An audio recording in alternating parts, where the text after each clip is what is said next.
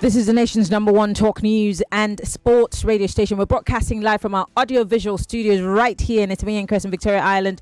Just to give you some updates from Daura, the former president's residence in Daura, Katsina State. We see Mr. President sat there, flanked by the Vice President, several other dignitaries, in preparation for the interment of the former president. The president is flanked also by the Deputy Senate President, if I'm not mistaken. And we see several other people. Like I said earlier on, his Daura residence is small, might not be able to take everybody, but of course, Mr. President, as the #1 citizen, would be given the opportunity to witness that interment. And the gravesite is just basically behind his house. And we're getting live feed. We see Femi Gbadabiamila and several other dignitaries there, the Chief of Army Staff and other security chiefs. All getting ready for the interment of the former President Muhammadu Buhari. But we digress. We move away from that and introduce my guests to you. We are going to be talking about education in Nigeria, which is a #1 priority, if you ask me, at all times. Should be a priority. But before I introduce my guests to you, some days ago, obviously, the federal government had announced to us that they have pegged the age of entrance into or admission into Nigerian universities, and there had been several shifting of goalposts over time in previous administrations, but this time around the federal government is pegging it at 16. In fact, they had said that if anyone or any university was allowing students into university before the age of 16, that this was illegal and the perpetrators would be prosecuted. The Minister of Education, Dr. Tunji Alausa, said this some days ago while declaring open the ongoing policy meeting on Joint Admission and Matriculation Board JAM in Abuja. He warned that the heads of institutions fond of being engaged in admission fraud will also be prosecuted. We're not just going to talk about this, but we're also going to look at how this affects the education in general and, of course, the development of the young person who goes through university admission. My guest is a doctor, an educationist. I'd rather call him an education consultant, Dr. Paul Peter Ogudoro. He joins us live via Zoom. Dr. Ogudoro, did I pronounce your name properly, or you want to correct me? Because I like to be right when I'm pronouncing names. Yes, that's the pro in you. It's Ogudoro. Ogudoro. You got close. I give you 75%. Ogudoro. Ogudoro. Lovely. Now I will never forget it. Doctor, it's so good to have you join us. And there's no better person to have this conversation with other than you, because obviously this is your field.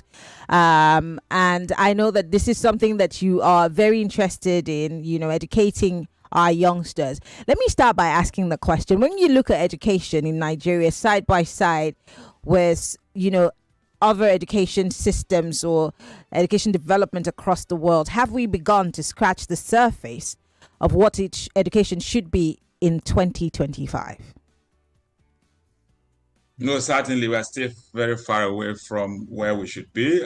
This is 25 years into the 21st century. Mm-hmm. That if you want to be honest, we are carrying on as if we are maybe in 1950.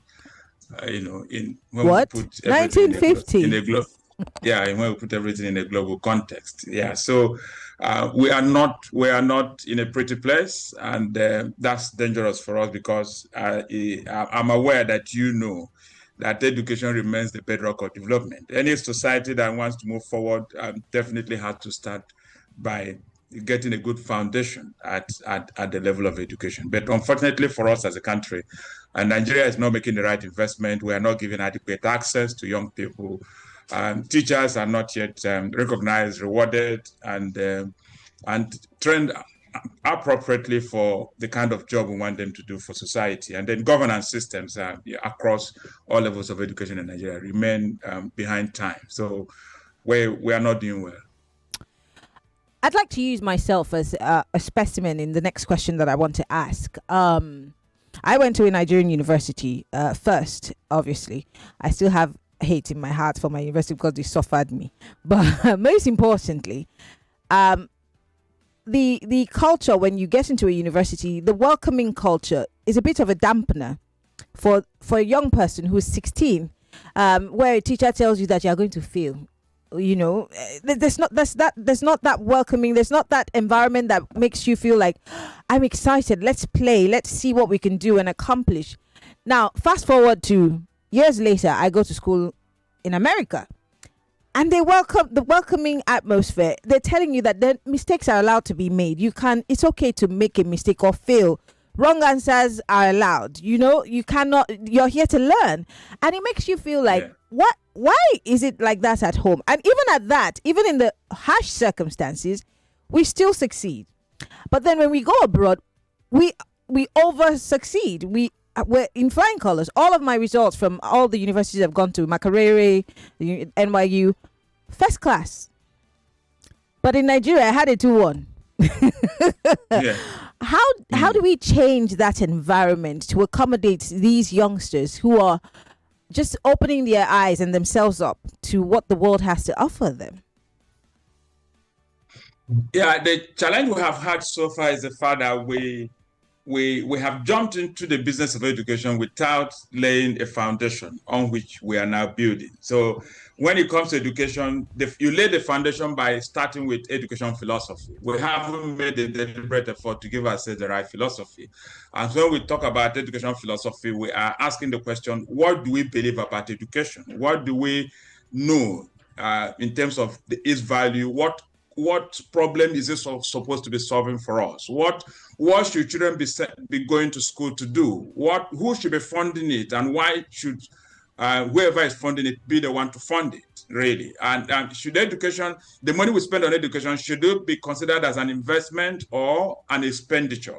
And so, unfortunately for us, because we haven't sat down to ask these questions and provide answers and have the right beliefs, you discover that the average teacher is in the classroom not knowing why he is in the classroom. And so even the few who think they know why they're in the classroom, the beliefs they have about why they're in the classroom is the wrong belief. They think that they're in classroom to help children pass exams, and earn certificates as meal tickets for them to get jobs.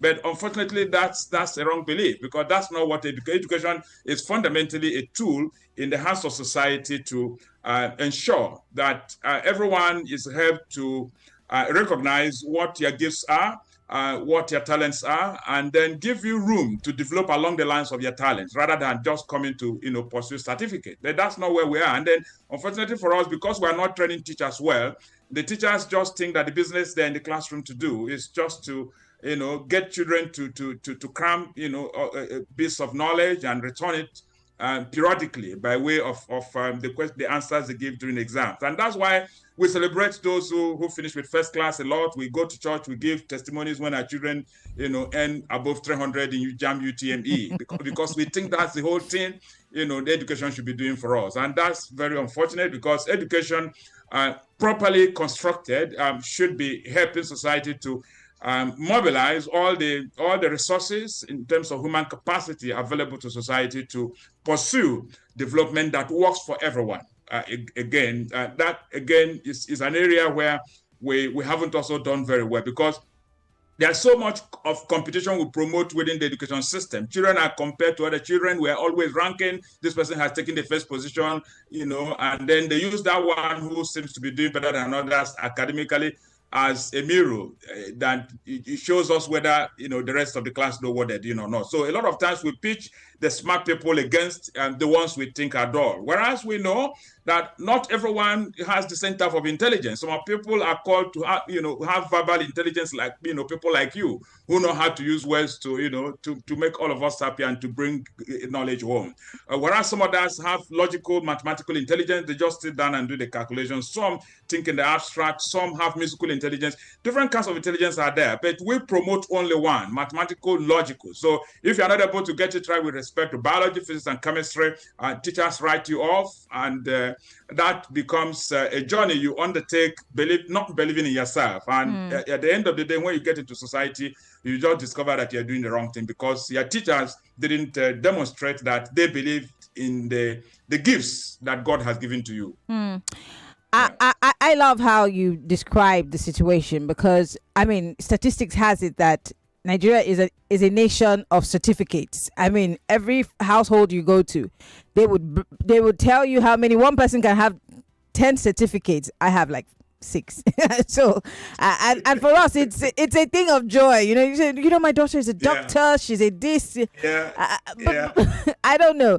But you have already explained to us why what we should prioritize in terms of education, which is a good thing. But let's move into this JAM situation. Let me start by asking, as of 2018, Nigeria's gross tertiary enrollment ratio, that's the total enrollment into tertiary level, regardless of age, relative to population or of official age group, was about 11.8%, from under 10% in 2010, but still we're below the global average of 47.7%. Now, the official entrance age into tertiary education was 18 years before now. Now it's been brought to 16.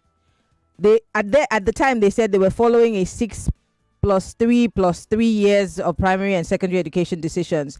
Typically, students between 17 and 18 years old should be in university.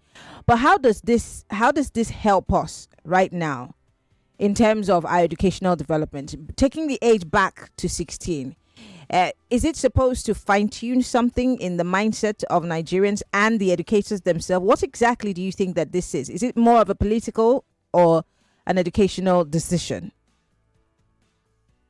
I think it's more of a political decision rather than, a professional decision, because even the 16 that we have brought it to is not appropriate, because all those countries we want to go to and live in and, take our children and our wives and keep them there while we come back to do politics in Nigeria. Those societies, the average age at which people get into university there, of course, you studied in the US, you know that the average child in the US, typical university in the US, is not 16. It's about 18.5 years old.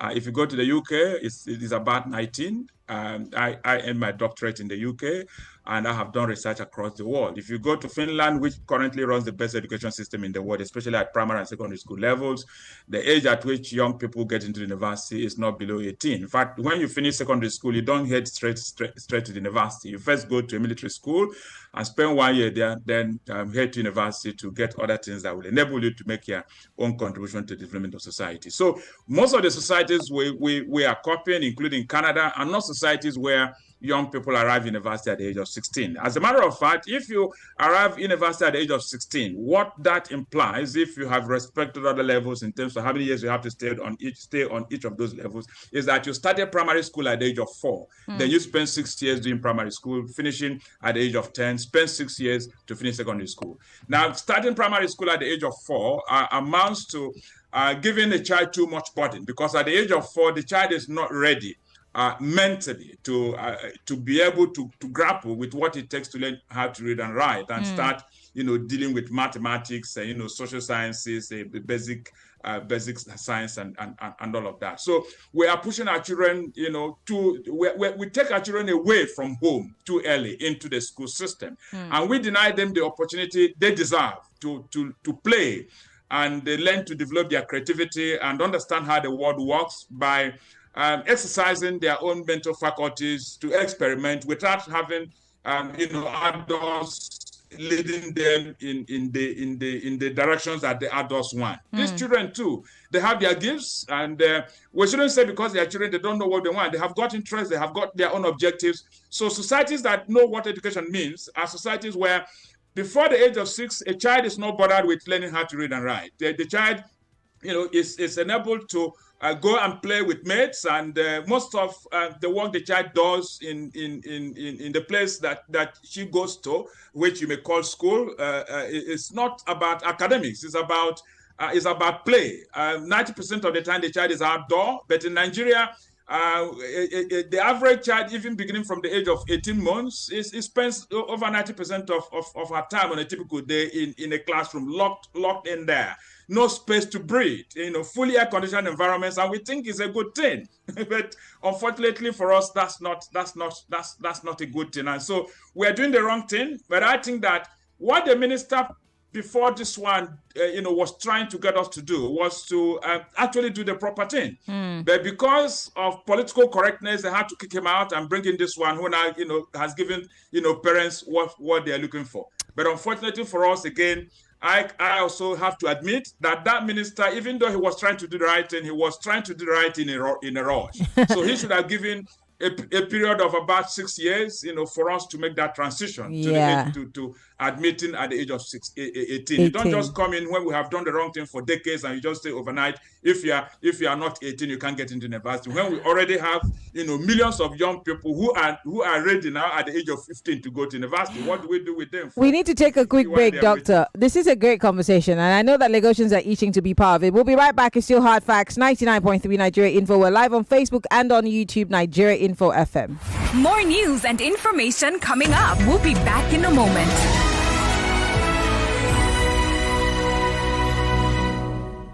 What you're about to taste is so hot, it's got Basket Mouth singing. Mini Ninja Pepe flavor. Yeah. Mini Ninja Pepe flavor. Chris. Heat.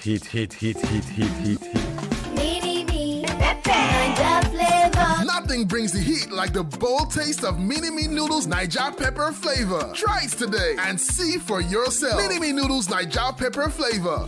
Slurp it like it's hot.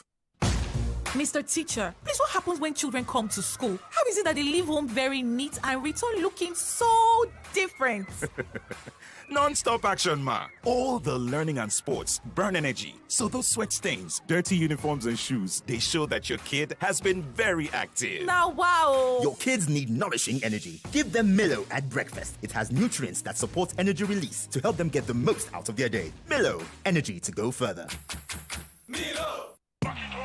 In the kitchen game, there are players and then Agba Ballers, MVP, Player of the Year, 10-0, no rival. Become an Agba Baller with the new improved Maggi chicken flavor, made with a flavorful formation of onions, celery, turmeric to bring out your top game in the kitchen. Elevate the taste of your everyday dishes with delicious rich chicken flavor. Oh yeah, let's go. New Maggi chicken flavor, my game changer. Hi, this is Nene from the boat safety team.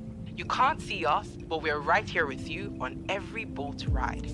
To your left is the ride insurance team. We insure your ride as soon as your trip starts. To your right is the record audio team.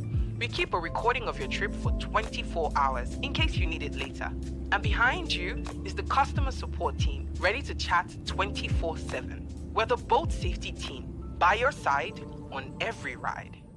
Hey, whoa! Now so I did on my own. Now a message enter my phone. Fiam. I can't click Fiam. Now so my money for account go. Fiam. Hey! If to say na Airtel you dey use, them for first alert you before you click Airtel they identify spammers, then alert them customers with AI-powered service to make sure say you no fall mugu for wuru scam messages. No charges, no subscription needed. Me self they go join Airtel. Fiam. Airtel, a reason to imagine. Little body, big moves. Little brain, big learning. Your little child is eager to do big things.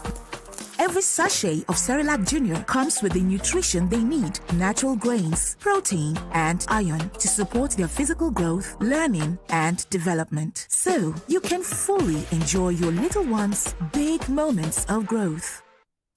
My ions, please, can't get enough. My ions, please, give it to me now.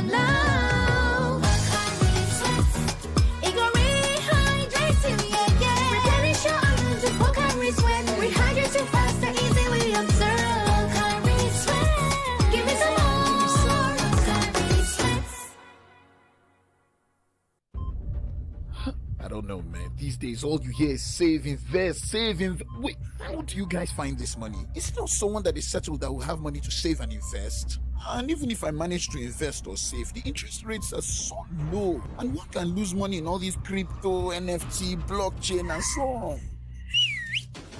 Introducing Fund 724. It's a simple solution to all your money goals. With as low as 1,000 naira or that urgent 2k in your pocket, you can start saving with Fund 724 and earn solid returns on your investment. And you can withdraw your money from your account for free. Anytime you like, just dial star 724 hash on your mobile phone and follow the prompts. Oh, so no need to download an app or join a long queue, huh? Dial star 724 hash now to get started. Fund 724 is available 24/7. Guarantee Trust Fund Managers is a subsidiary of Guarantee Trust Holding Company PLC and regulated by the Securities and Exchange Commission. Is that Alfie playing football in the rain? It's Toby Chio. My goodness. When did he grow up? That's it with kids, though. It's amazing how your child grows up before your eyes. Enable their thriving development with the new NanKid 4 with HMOs to support your child's development, probiotics, and high-quality proteins to support age-appropriate growth. NanKid 4. Nourish your child's potential. All right, class, settle down. Today, let's talk about how you started your day. We got dressed and had pancakes with John Vance 3-in-1 chocolate for breakfast. My mom makes John Vance 3-in-1 chocolate for us too. My mom calls it instant goodness. My sister and I always put it inside our pap. It's so yummy. John Vance 3-in-1 chocolate is a chocolate drink made of rich cocoa, milk, and sugar. Available nationwide in stores. John Vance 3-in-1 chocolate. Enjoy instant goodness. Grab your sunglasses, beachwear, sunscreen, and head over to Ziba Beach Resort, where there is a spot with your name on it just for you and your loved ones. To book your holiday spot, visit zibabeachresort.com or call 0704 730 0013. Ziba Beach Resort, Lagos. A beachside Christmas awaits you. 99.3 Nigeria Info. Your number one station for talk. Let's talk.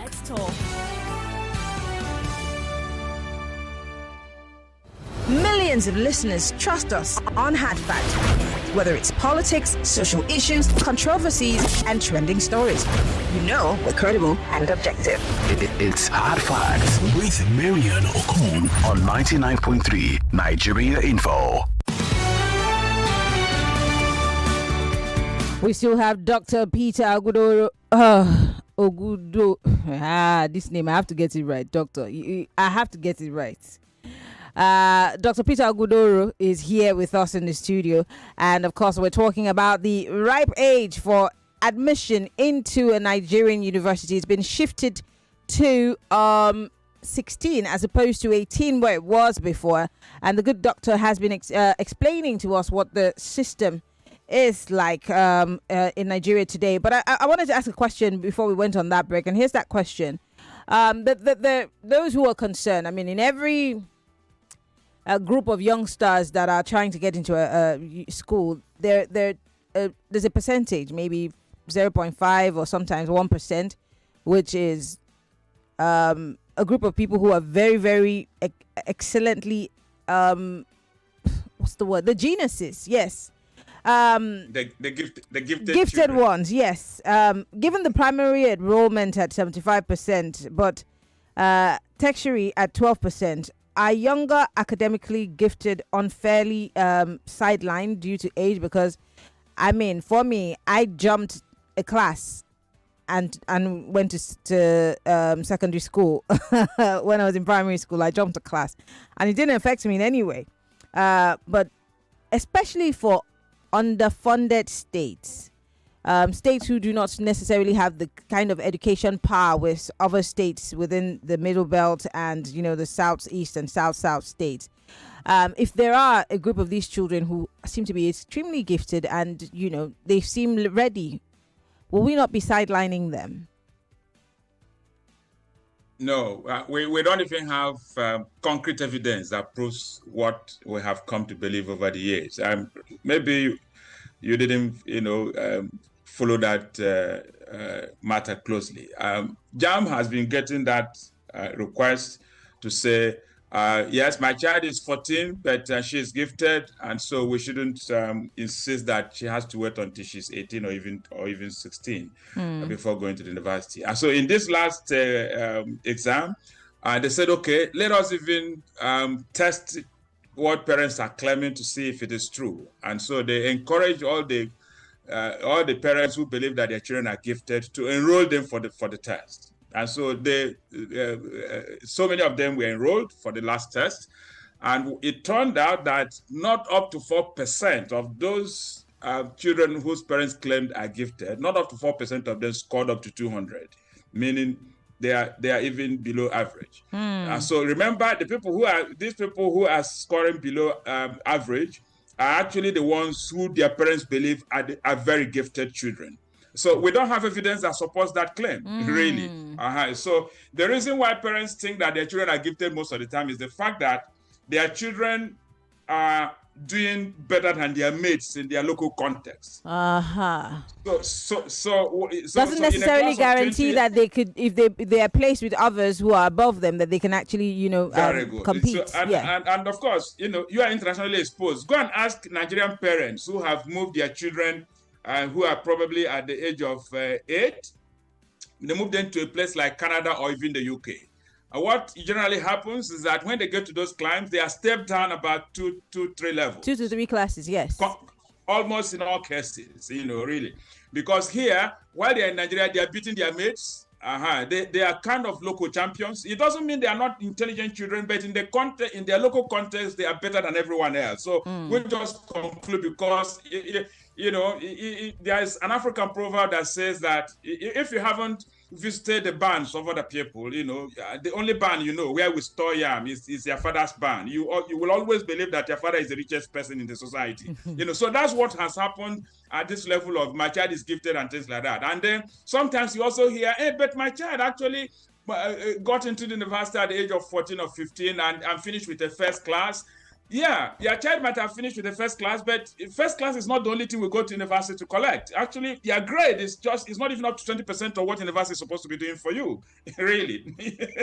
University is a place where, from the world universe, that's where we're getting it. So you are learning how to build social capital, how to relate with people.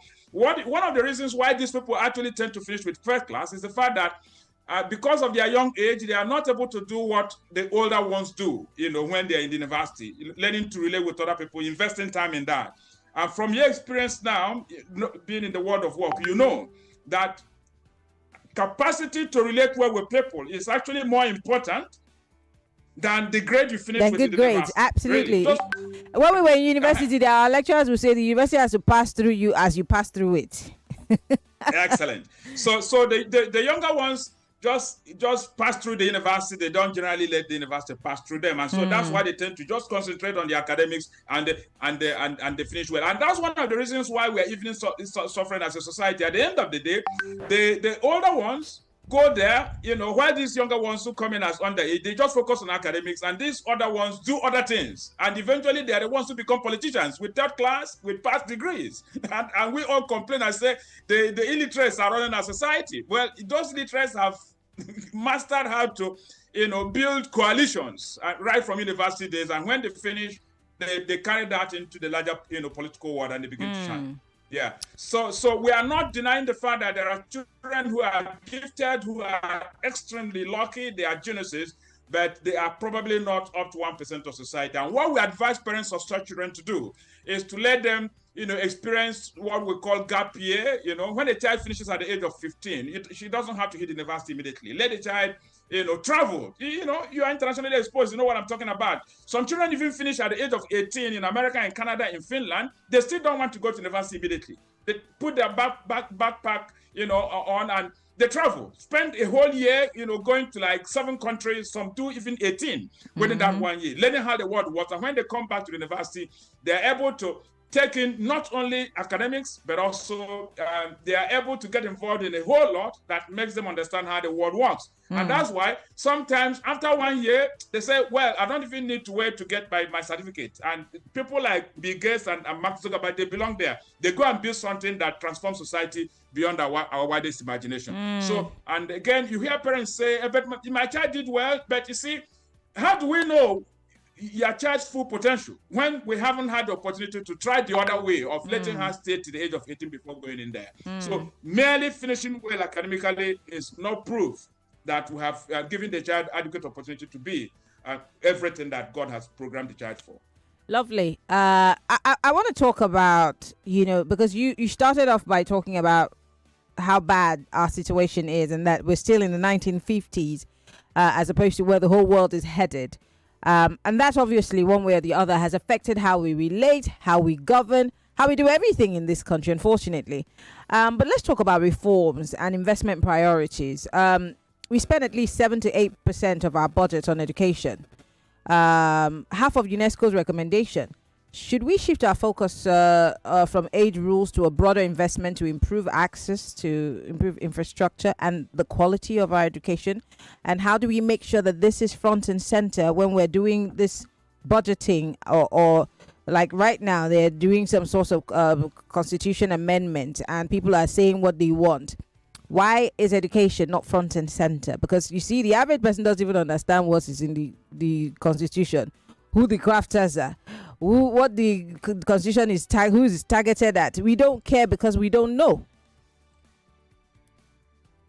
Yeah, if you ask me, I would insist that we enshrine it in our constitution that funding education, even up to university level for now, is government's responsibility. It's because education is a public good. We should not make it come across as private investment. That is the way we are looking at it now. That's why we think that it's parents that should fund their children's education, and that's why we're promoting, private primary and secondary schools, and we have even taken it to university level, and more private people are being licensed to run universities. So government is taking its hands off its major responsibility, which is to give everyone in society the opportunity to develop the capacities that will enable the person to make adequate contribution to development of society. That's not a good idea, and the reason why that is so is because, again, going back to philosophy, we haven't understood what education should be doing for us, and that's why we keep constructing it as the money we spend on it as an expenditure. The money we spend on education is an investment, is not just an expenditure, because it's going to bear fruit. But the interesting thing about education is that fruit doesn't come overnight. The money you spend on a child, you keep spending it until the child is probably up to the age of 22, and so you are not seeing the results in terms of bread and butter, naira, dollar, and pound until over two decades. But when the returns begin to come, they come in torrents, they become as an avalanche, and society gets transformed overnight. So we need to enshrine it in our constitution that it's the responsibility of government to fund it until we are run through the entire gamut of the system, so long as we have the intellectual capacity to benefit from what the government is offering. Beyond that, our problem does not begin and end with not funding education well, because we know there's also corruption even within the education system. When you send more money to the education system, you also see politicians and their cronies who jump into the fray and probably waste up to 50% of it. So we need to ensure that the people who are in charge of governance of the system are properly trained people who know how to use resources to give us the results we are looking for. We are not training teachers well. Our teachers don't run classrooms well. There's so much of rote learning going on at that level. So we are not spending time getting teachers to learn how to work with children and recognize children as people who also have things to contribute in the classroom system. So we still see children as people who are to be seen and not heard. And so we just give them, we are not taking from them. No, children have a lot that they can give to the classroom that can benefit their mates and even benefit the teacher. So the teacher of today in proper societies is seen as a facilitator and not as the one who teaches certain knowledge to others. So we need to start making that transition. If it will take us money to retrain our teachers, let us do that. But money alone is not going to solve the problem. We have to understand first that we do have a problem in our hands. Until you recognize the problem, if you start solving it, you're going to waste a lot of money chasing that which you don't need. All right. Well, the big question is, do the politicians and the political class, our leaders, do they recognize the problem? And every time these problems are raised, can they deal with it? Lagos, join the conversation. 0201-277-0993. You could also call 0201-465-7190. You could tweet at us on X at Nigeria Info FM. Use the hashtag Hard Facts. You can send us a WhatsApp message 08095975-805. More and more Nigerians running out of the country to go get an education. Why can't we improve what we have here? Hello, welcome to Hard Facts. Yeah, Mary, good evening. Good evening. Yes. Yeah. How is work now? Good. You have 60 seconds, sir. Please go straight to the point. Thank you. You see, Maryann, see, I came to just greet you because there is no way you will say in this country that people will accept it. So in order for me not to start having enemy, so let me just keep quiet and be looking at them. So I came to just greet you. Thank you very much for calling. Hello, welcome to Hard Facts.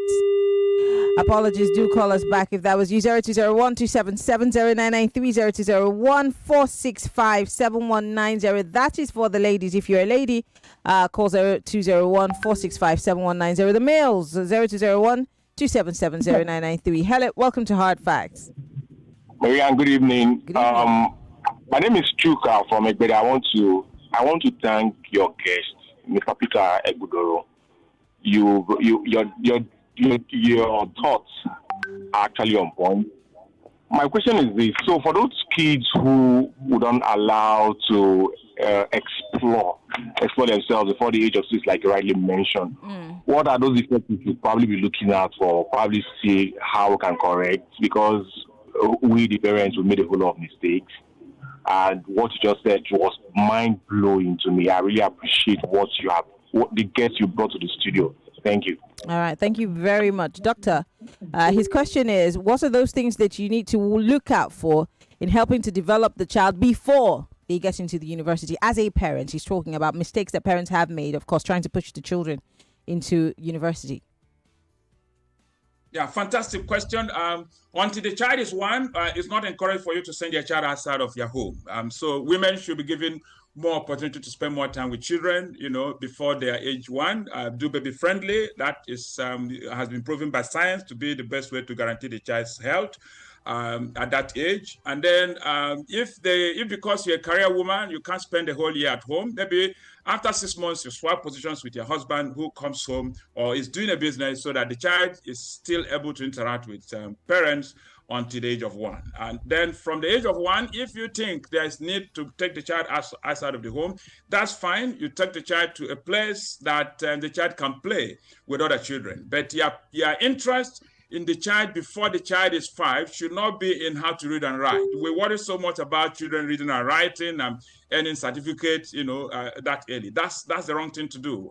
From about the age of 2, the child can go to other places where you call it, a nursery, a preschool, and start interacting with other children.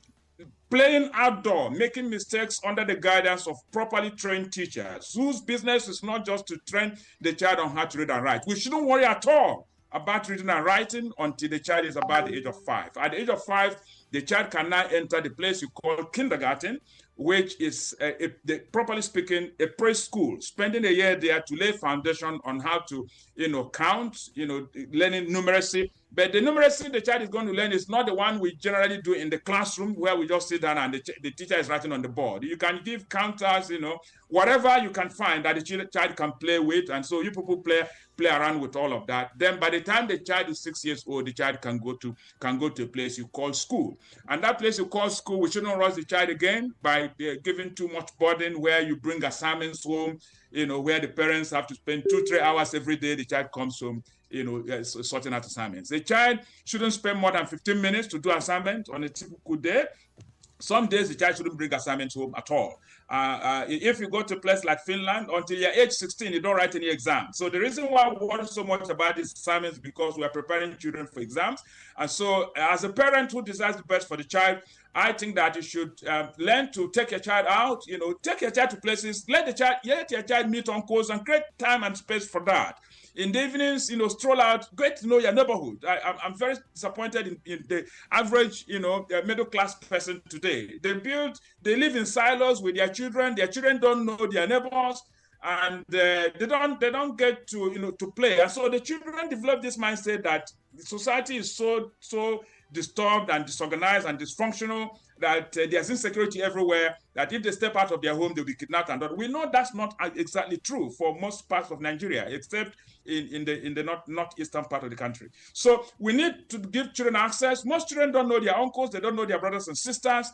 And that's how the child, if you are able to do the opposite of what most parents are doing, the child will learn to develop empathy and compassion for other people. Most children who are finishing with first class don't even know the problems of Nigeria.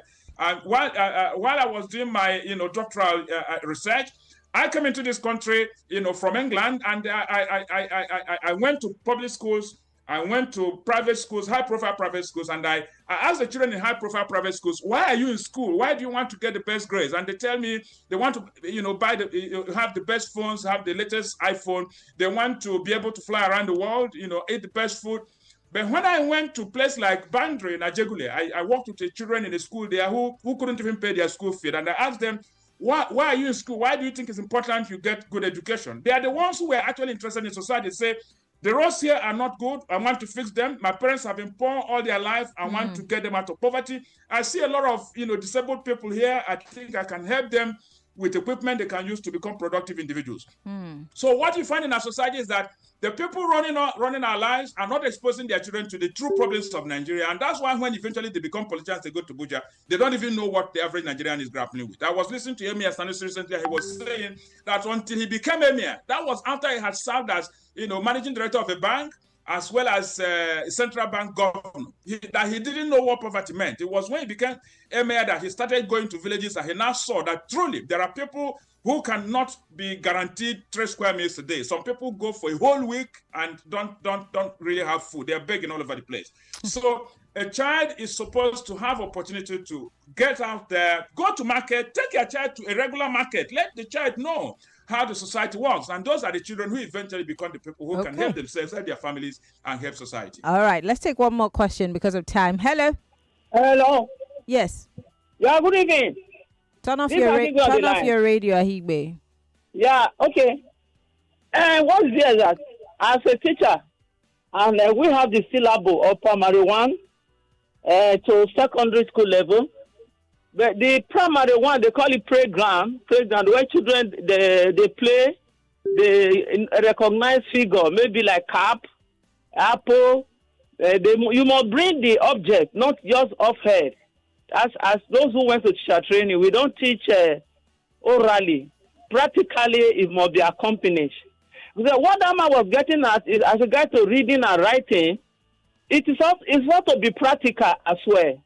But when I saw so many teachers, they will say, they will spell off head, B-O-Y, boy, G-I-R-O-L, girl. No, you don't spell like that. We are told in teacher training college that you recognize the pronunciation before you can write anything word. All right. And I think I need you to land now. I'm out of time. All right. All the best. Let that man emphasize more. Thank you very much. I'm going to take one last call. Hello. Welcome to Hard Facts. Hello. Yes, go ahead quickly. Good evening, Maryann. Yeah, and good evening to your guest. You have spoken very, very eloquently, very, very well. Yes. But then, if I must ask, my name is Boyes, I'm calling from Afromedia. But if I must ask, which government is ready to subsidize education? Which government? Is it this present one or another one to come? I'm just asking. Because I know it has made a lot of sense. All right. Thank you. I have just 1 minute, Doctor, for you to respond so that we can wrap things up here because our time is fast spent. I didn't get much of what the last two speakers, so summarize for me. The last speaker was saying you should, the lady who's a teacher is saying that you should emphasize on not just learning by word of mouth, but also practicalizing it. And the last caller is saying, which government in this country is going to prioritize subsidizing education? 60 seconds, Doctor. Yeah, so that's, if you have paid attention, I have said that much of the work we do as teachers should be done outdoor. In Nigeria, we do too much of indoor work. 90% of the time, the children are indoors and they're writing on the board and copying notes, and they are not using their hands. And as an educationist, the average teacher who is properly trained knows that we are in the classroom to provide knowledge, to provide skill, and to provide values, the right attitudes. It's not only knowledge we are providing there. So scholastic aptitude is not the only thing we're in the classroom to do. So we should give children opportunity to translate what we are giving them into practical results, solving practical problems. Okay. And that's very important. And of course, for the politicians, I have campaigned for this over the years. If we want the politicians to help us education-wise, we must ensure that we enshrine it in our constitution that for you to be like president, commissioner, minister, or any of the significant positions in government, your own children must be in Nigeria's education system. You shouldn't be running a system here and you keep all your children abroad. It won't work. You need to wear the shoes so that you can understand where you pinch. All right. And on that note, I want to say thank you. Dr. Peter Ogudoro is an education consultant. He is a doctor with a doctorate. It's not easy. And he's written a lot of articles. He's done a lot of researches. He's still doing researches. We want to thank you a lot for being on the show today, Doctor. We appreciate it. And hopefully we can bring you back sometime soon. It's been my pleasure. All right. Well, Lagos, we want to thank you all for being part of the conversation. We have to go. The former president, Muhammadu Buhari, is being laid to rest now. He's being committed to Mother Earth. And our condolences to the families of the Muhammadu Buhari clan. My name is Maryann Okon. Follow me on Twitter, Instagram, Threads, MIMIEYO, or just search for Maryann Okon anywhere else. I'll see you tomorrow on Hard Facts. Have a good evening, Lagos.